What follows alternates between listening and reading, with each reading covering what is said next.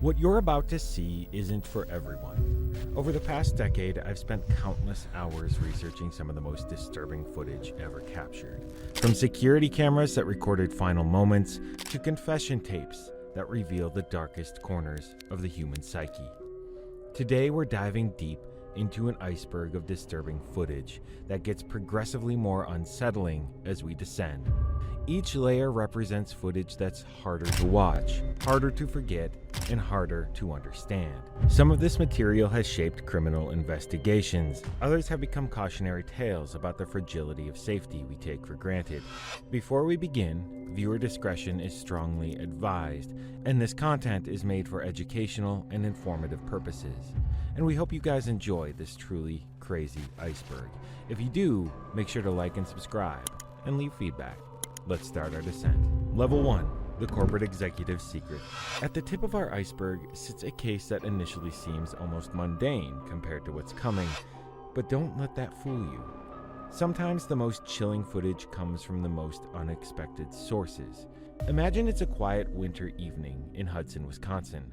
4 women share a duplex, including a mother and her 16-year-old daughter. They're going about their normal routines, completely unaware that someone is watching them.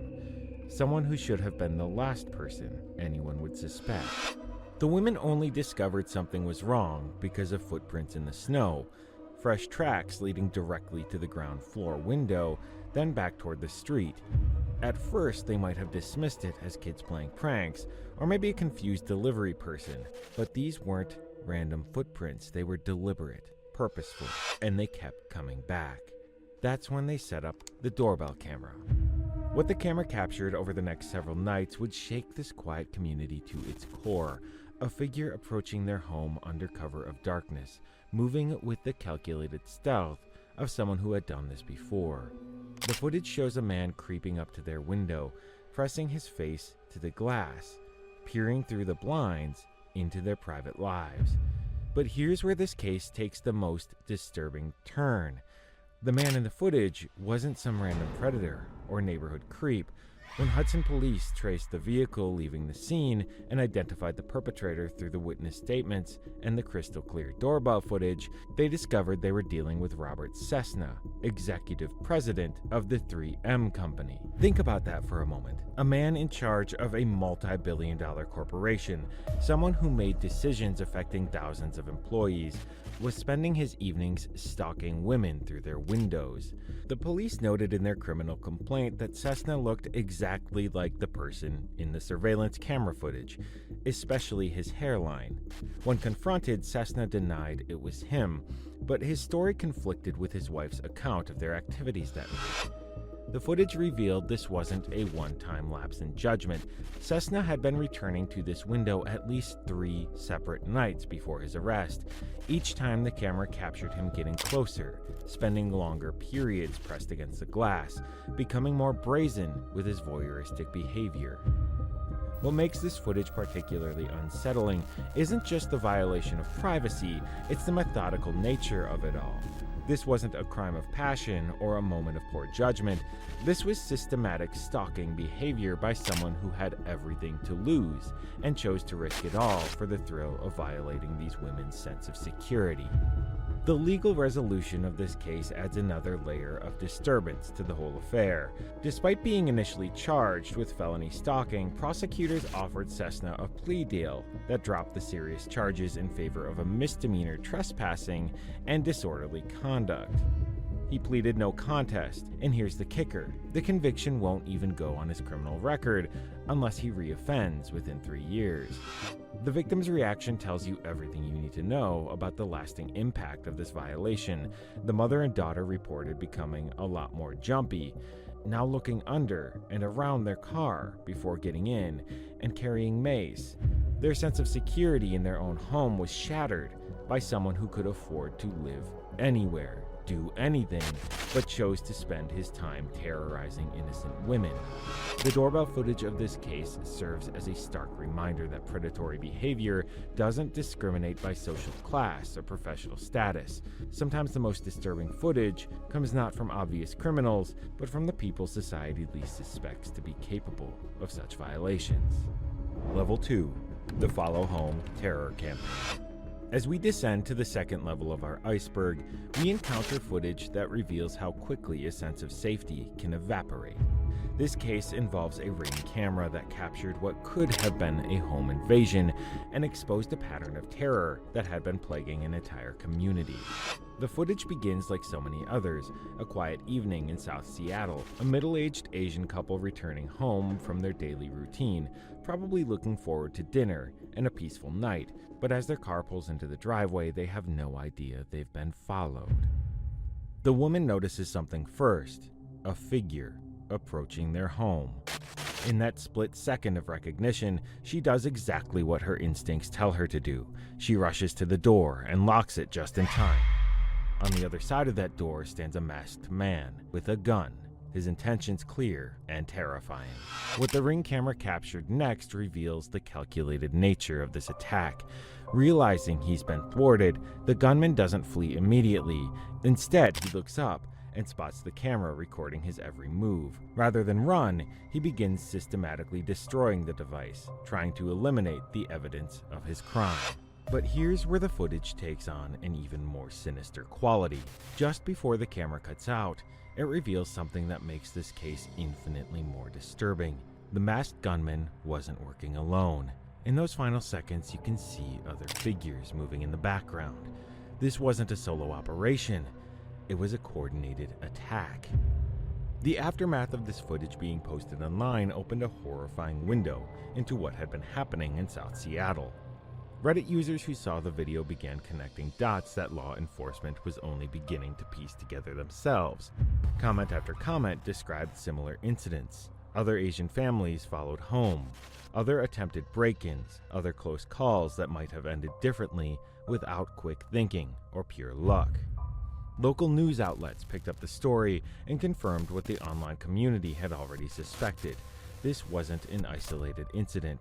This was part of a systematic campaign of terror targeting Asian households throughout the area. When police finally arrested the perpetrators, Jazz Tubbs and DeMarcus Pate, the full scope of their operation became clear. Prosecutors didn't just charge them with attempted robbery, they added hate crime charges, acknowledging that this was targeted racial violence. The two men had been specifically hunting Asian households, following families home from work, shopping centers, and restaurants. But the most chilling detail of their method of operation was their impersonation tactic. In some cases, Tubbs and Pate identified themselves as Seattle police while committing their crimes. Imagine the terror of hearing, "Police, open up," at your door, only to discover it's actually the very criminals you'd call the real police to protect you from. The Ring camera footage from that South Seattle home represents something more than just a prevented home invasion. It captured evidence of a hate crime spree that had been terrorizing an entire community. Without that quick-thinking woman and her functioning doorbell camera, we might never have seen the faces behind a campaign of racially motivated violence. What makes this footage particularly disturbing is how it demonstrates the vulnerability we all face in our daily lives. These victims weren't targeted for anything they had done, they were hunted because of who they were. The footage serves as a stark reminder that for some communities, the simple act of coming home carries risks that others never have to consider. The investigation revealed that this follow home tactic had been remarkably effective for the perpetrators up to that point. By the time victims realized they were being followed, they were already at their most vulnerable location, their own homes, where they expected to find safety. This case shows how a single piece of disturbing footage can unravel an entire criminal enterprise and reveal patterns of violence that might otherwise have continued unchecked. Sometimes the most disturbing footage isn't just about what it shows, it's about what it helps us understand about larger patterns of predatory behavior in our communities. Level 3, The Lighthouse Mystery. Our descent into darker waters brings us to footage that haunts me not for what it shows, but for what it represents. The final moments of a night that began with adventure and ended with tragedy and mystery. It's the early morning hours of May 27th, 2018. Sophia McKenna and Spencer Mugford, young and full of life, make a decision that seems adventurous in the moment, but will soon become the stuff of nightmares for their families. They take a 14-foot white and blue sunfish sailboat from the University of Connecticut's marina and head out into the dark waters toward the New London Ledge Lighthouse, about a mile offshore. The disturbing footage in this case isn't from a security camera or a doorbell. It's from Spencer's own Snapchat account. Around 1 a.m., Sophia uses Spencer's phone to upload a video to his story of them paddling in the water. Around 2 a.m., Spencer then posts a photo showing Sophia at the lighthouse. She's smiling, probably enjoying what feels like a spontaneous nighttime adventure. Neither of them knows this image will be the last time anyone sees or hears from them alive. But the most haunting part of this story isn't the Snapchat photo, it's what happens in the minutes immediately after it was posted. Between 5:02 and 5:09 a.m., Spencer's phone makes 7 calls to Sophia's mother, Michelle McKenna. 7 desperate attempts to reach someone, anyone. Michelle is asleep and doesn't see the missed calls until it's too late. Try to imagine what those 4 minutes must have been like. Picture Spencer, maybe Sophia too, realizing they're in serious trouble. The boat is gone. Investigators theorize it came loose from where they docked it at the lighthouse. Spencer, described as a strong swimmer, probably thought he could retrieve it. Maybe Sophia, who wasn't a strong swimmer, tried to help him. In those cold, dark waters with no one around for miles, every second becomes crucial. Spencer's phone still has battery, still has signal. He calls Sophia's mother once, no answer. Calls again, no answer. Again and again, 7 times in 4 minutes, each unanswered ring representing another moment of hope, fading into desperation. The Coast Guard search that followed was massive, 2,225 square miles, covered over 71 hours. State and local agencies joined the effort. For days, family held on to hope. Boats scoured the waters, and the community rallied around 2 missing young people who had simply wanted to see a lighthouse under the stars. 2 days after their disappearance, reality began to set in. The hull of their boat washed up on a New York beach, confirming that something had gone catastrophically wrong that night. But it would be nearly 2 weeks before the next piece of the puzzle emerged. On June 8, 2018, a boater made a discovery that answered some questions while raising others. Spencer's body was floating about 2 miles south of Avery Point. The cause of death? Drowning. The strong swimmer who had tried to save their boat had lost his battle with the cold, dark waters. But here's where this case becomes truly haunting. Sophia McKenna was never found. Despite the extensive search efforts, despite the Coast Guard's best technology, despite countless volunteer hours, Sophia simply vanished. She was 5'9", 130 pounds, with brown hair and blue eyes. She had distinctive tattoos, phrases on her foot and ankle, a crescent moon on her waist, cherry blossoms with a butterfly on her shoulder. Identifying marks that should have made her recognizable if her body had ever surfaced. Her family maintains a Facebook group called Finding Sophia McKenna, clinging to the possibility that somehow, someway, she might still be alive. It's been over 5 years, and they're still searching, still hoping, still haunted by the final Snapchat photo of their daughter smiling at a lighthouse in the darkness. The most disturbing aspect of this footage isn't what it shows, it's what it represents. That Snapchat photo captures the last moment of normalcy before everything went wrong. Spencer thought he was documenting a fun adventure with his friend. Instead, he was creating evidence for investigators trying to piece together their final hours. Sometimes the most haunting footage isn't dramatic or obviously sinister. Sometimes it's just a young woman smiling in the dark, completely unaware that she has minutes left to live, and that her disappearance will become an unsolved mystery that torments her family for years to come. The 7 missed calls to Michelle McKenna serve as a reminder of how quickly situations can turn deadly, and how the difference between life and death can sometimes be measured in the minutes it takes for someone to wake up and answer their phone. Level 4, when the workplace becomes a battlefield. We've now reached the depths where disturbing footage captures not just individual tragedies, but moments when ordinary spaces become scenes of unthinkable violence. What I'm about to describe happened in a place where people went to better themselves. A gym where the only battles should have been against personal fitness goals. May 16, 2025, 1:33 p.m., the Las Vegas Athletic Club on Rainbow Boulevard.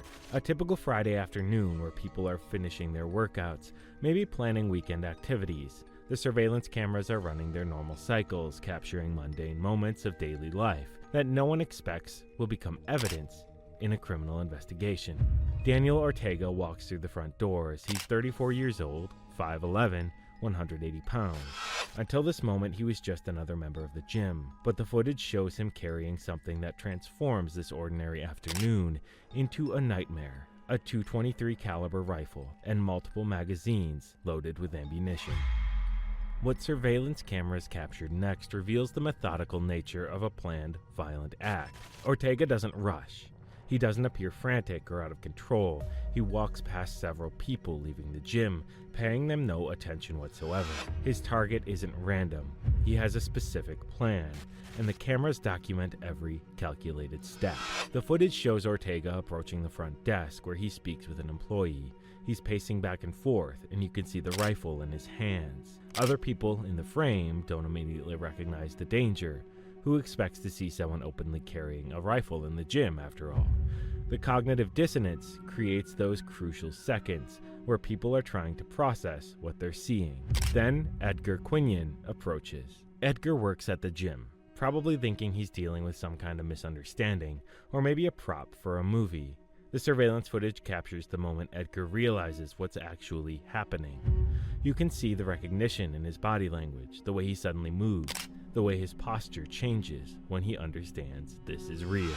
Edgar turns and runs. The cameras follow his desperate flight through the lobby as Ortega raises his rifle and begins firing. 24 rounds discharged in a matter of seconds. But here's where this footage takes on an almost supernatural quality. Ortega's rifle jams. After 24 rounds, the weapon that could have created a massacre simply stops working. The surveillance camera captures Ortega's confusion as he tries to clear the malfunction, but the moment has passed. What could have been one of the deadliest gym shootings in history was stopped not by heroic intervention or police response, but by mechanical failure. The footage shows Ortega's behavior in those moments after his rifle jams, behavior that would become crucial evidence for investigators trying to understand his state of mind. He reaches into his pockets and throws his car keys on the floor. He pulls out his wallet and discards it. These aren't the actions of someone planning to escape. These are the actions of someone who has accepted that he won't be leaving alive. The Las Vegas Metropolitan Police arrived within 5 minutes of the first 911 calls. The surveillance footage from outside the building shows 3 officers, Kate Urban, Scarl Black, and Aaron Javier, taking positions around the gym. One officer fires through a window, but misses. The cameras then capture something you rarely see in these situations: the perpetrator's final moments, as Ortega runs from the building. The footage shows him falling, then officers immediately moving in to provide first aid as they're securing the scene. Daniel Ortega was pronounced dead at the hospital. Had he survived, he would have faced charges for murder, attempted murder, and assault. Edgar Quinion, the employee who recognized the danger and tried to flee, didn't survive. 3 others were wounded, but lived. The investigation revealed disturbing details about Ortega's background. He had worked as a bellman at a Las Vegas Strip property, lived in North Las Vegas, and had previous drug charges on his record. Police suspected synthetic drugs, particularly spice, a synthetic cannabinoid, may have contributed to his actions. His criminal history showed a pattern of substance abuse and encounters with law enforcement, but nothing that clearly predicated this level of violence. What makes this surveillance footage particularly haunting is how it captures the randomness of survival in these situations. Edgar Quinion, who tried to help, died. Other people who were just as exposed survived. The difference between life and death was measured in seconds and inches. The footage also documents something law enforcement officials later acknowledged. Without that rifle malfunction, this could have been a mass casualty event. The Las Vegas Athletic Club shooting represents how thin the line is between a workplace tragedy and a Sometimes disturbing footage serves as a reminder of how quickly normalcy can shatter and how the difference between going home to your family and becoming a statistic can depend on factors completely beyond anyone's control. Level 5. The gang war comes to Main Street. As we descend deeper into our iceberg, we encounter footage that captures not just violence, but the moment when a territorial gang warfare spilled into the streets in broad daylight, witnessed by ordinary citizens who found themselves in the middle of a war they never asked to join. January 17th, 2023, 3:15 p.m., Westgate Street in Ipswich. It's a Tuesday afternoon and people are going about their daily business, shopping, walking, maybe heading home from work. The surveillance cameras positioned throughout this community are capturing routine foot traffic and normal city life. No one expects to witness an execution-style murder that will shock the entire region. But that's exactly what happens when 18-year-old Raymond James Quigley becomes the target of a coordinated assassination carried out by members of rival gangs. The footage begins with what appears to be routine surveillance of public spaces. Then two figures appear, their faces concealed by masks, hoods pulled up, walking with purpose through Alexandra Park towards Suffolk New College grounds. These aren't random criminals looking for opportunity. This is a planned military-style operation unfolding in broad daylight. Alfie Hammett, 19 years old, had ridden his moped from Larkhill Rise, parked it on Bishop Hill, and walked through the park to reach his meeting point. Joshua Howell, also 19, had walked for over 30 minutes to meet Hammett at exactly the right time and place. The surveillance cameras captured their greeting, their brief coordination, and then their methodical approach towards Westgate Street. What makes this footage particularly disturbing is how it documents the intersection of gang warfare and civilian life. Raymond James Quigley wasn't hiding in some criminal underworld. He was on a public street surrounded by ordinary people who had no idea they were about to witness a brutal murder. Quigley was a member of OTM, Lead the Money. Hammett belonged to Third Side. Howell was associated with IP3, which was affiliated with Third Side. These weren't just random gang members settling a personal dispute. Prosecutors determined that both Hammett and Howell had received calls from other gang members, possibly orders to eliminate Quigley. The security footage shows the moment the attack begins. Hammett walks straight toward Quigley, and the cameras capture what happens next, a vicious knife attack in broad daylight with multiple witnesses. Hammett stabs Quigley repeatedly while Howell chases one of Quigley's friends, who manages to escape into a nearby shop. The footage documents Quigley's desperate attempt to survive. You can see him staggering, seeking help, while people on the street and in shops try to assist him, but the damage is too severe. He's been stabbed 7 times, 4 times in the torso, twice in the chest, and once in the abdomen. The cameras capture his final collapse inside a shop, surrounded by strangers who tried to save his life. What makes this surveillance footage particularly haunting is how it shows the aftermath. After completing their execution, Hammett and Howell run in opposite directions, sometimes changing clothes as they flee. The cameras track their escape routes, documenting their attempts to distance themselves from the crime scene, while emergency services respond to the dying teenager. The investigation that followed demonstrates how crucial this disturbing footage became in securing justice. CCTV cameras throughout the area had captured not just the murder itself, but the entire operation, the coordination, the approach, the attack, and the escape. Combined with cell phone analysis, witness identification, and vehicle tracking, the footage provided an almost complete record of a premeditated murder. Both teenagers were arrested, Hammett in Ipswich on January 21st, Howell in Oxford. After a 5-week trial, they were both found guilty of murder, possession of an offensive weapon, and in Howell's case, threatening someone with a firearm. They received life sentences, with minimum terms of 24 years for Hammett and 20 years for Howell. But the most disturbing aspect of this footage isn't just the violence it captures, it's how it documents the complete breakdown of the social contract that's supposed to keep civilians safe from criminal warfare. This murder happened in broad daylight on a public street, with multiple witnesses, because gang members felt so confident in their ability to operate that they treated a community street like their own battlefield. The surveillance footage of Raymond James Quigley's murder represents something more than just evidence in a criminal case. It captures the moment when gang violence stopped being something that happened somewhere else to other people and became a public safety crisis that could erupt anywhere, anytime, with innocent bystanders forced to watch helplessly as young men kill each other over territorial disputes and gang loyalties. This case reminds us that some of the most disturbing footage comes not from horror movies or staged content, but from security cameras documenting the reality of how violence can suddenly explode into spaces where people expect to be safe. The Olympic Nightmare.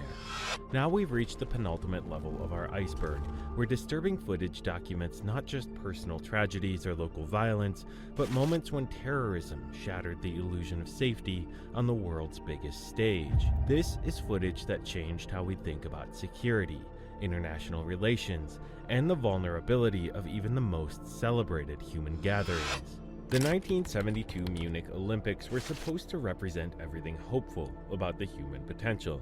The German government had designed these games as a complete rejection of the 1936 Berlin Olympics held under Nazi rule. They wanted to project images of peace, openness, and international unity. Security was deliberately minimal. Officials wanted visitors to see a modern, welcoming Germany rather than a militaristic police state.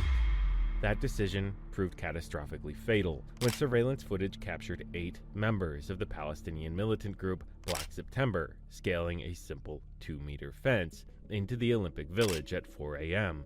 on September 5, 1972. The footage shows them wrapping assault rifles and hand grenades in duffel bags, moving with the confidence of people who had planned this operation meticulously. 3 of them, including the leader, known as Ife, had actually worked at the Olympic Village for weeks, scouting their target and learning security patterns. This footage documents the complete failure of the friendly Olympics security concept. These armed terrorists didn't need sophisticated infiltration techniques or inside help. They literally climbed over a fence with the assistance of unsuspecting Canadian athletes who thought they were helping fellow competitors sneak back in after curfew. The surveillance cameras then captured the beginning of what would become an 18-hour nightmare. By 4:10 a.m., the terrorists had reached the apartment building housing Israeli athletes. The footage shows wrestling referee Yosef Gudrand spotting the masked intruders and trying to alert others, throwing a 135-kilogram weight against a door in a desperate attempt to buy time. What follows is documented through multiple camera angles as the terrorists take control of the situation. Moshe Weinberg, a wrestling coach, attempts to fight the intruders but is shot and forced to lead them to other Israeli athletes. The cameras capture his final act of courage, knocking one gunman unconscious before being killed himself.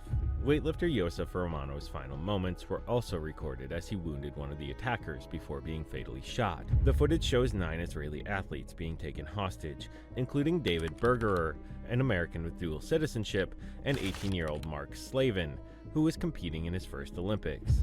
The surveillance system documented something unprecedented in Olympic history: international terrorism playing out live on television while the games continued around them. The terrorist demands were broadcast worldwide. The release of Palestinian and other prisoners from Israeli jails, including members of the Japanese Red Army and German terrorist groups. What makes this footage historically significant is how it captures the complete breakdown of crisis management at the highest levels of international relations. The cameras show negotiators extending deadlines, offering ransom money and substitutions with German officials, while the terrorists consistently refused, stating, "Money means nothing to us. Our lives mean nothing to us." The most disturbing aspect of this surveillance footage is how it documents the failure of multiple rescue attempts. Cameras captured the first planned rescue operation being abandoned when the odds clearly favored the gunman. They recorded the terrorist demands for safe passage to Cairo and the Germans' decision to stage an ambush at Fürstenfeldbruck Air Base instead. The footage from the airport shows 5 snipers positioned around the tarmac, none with specialized training, all using standard issue rifles, operating under the false assumption that there were only 5 terrorists instead of 8. The cameras document the final catastrophic operation: snipers shooting at terrorists, threatening helicopter pilots, a gunfight erupting around aircrafts filled with bound hostages, and a stray bullet killing one of the responding officers. At the end, surveillance footage captures the moment when the terrorists shot all 9 remaining hostages. 5 of the 8 terrorists were killed in the crossfire. while 3 survived by pretending to be dead and were arrested. The rescue operation was a complete failure. The aftermath footage is almost as disturbing as the attack itself. The surveillance cameras document emergency responders and investigators working through a scene that looked more like a war zone than an Olympic venue. All 9 Israeli hostages were dead. 1 German police officer was dead. The carefully planned Friendly Olympics had become the site of international terrorism broadcast live to a global audience. What makes this footage historically crucial is how it documents the moment when international terrorism evolved from localized political violence to global spectacle. Black September didn't just want to kill Israeli athletes, they wanted the entire world to watch them do it during the most watched sporting event on Earth. The Munich massacre footage represents a turning point in how we think about security, terrorism, and the vulnerability of international events. It captured the end of innocence not just for the Olympics, but for anyone who believed that sports, diplomacy, and international cooperation could somehow exist separate from the political conflicts that drive people to commit acts of unthinkable violence. This surveillance didn't just document a terrorist attack. It recorded the moment when the modern age of international terrorism began, forever changing how major events are secured and how we balance openness with safety in an interconnected world. Level 7. The Mother's Confession. We've reached the bottom of our iceberg, the deepest, darkest level, where disturbing footage reveals the absolute worst of human capability. What you're about to see isn't from security cameras or news footage. This is something far more intimate, and therefore infinitely more disturbing. A mother's own recorded words as she prepares to murder her children.